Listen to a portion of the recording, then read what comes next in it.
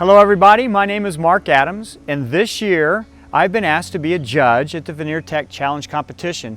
It's a great privilege to be able to do that, but what I would like to do, that I think is even more of a privilege, is encourage you to enter your work. All you have to do is have some veneer, or either complete veneer, in your project. We have a bunch of different categories you can enter, from architectural millwork, to furniture making, to marquetry, to specialty items, to students who can enter in their own category so they're not competing with everybody else. But if you can win, or if you can just show, or if you can place, it gives you incredible credibility in your work. It can take you to other levels.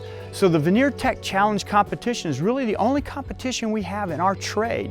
So I'm going to do what I can to encourage you. And then hopefully, as you win, someday you can come and teach for me at my school. I look forward to seeing your work.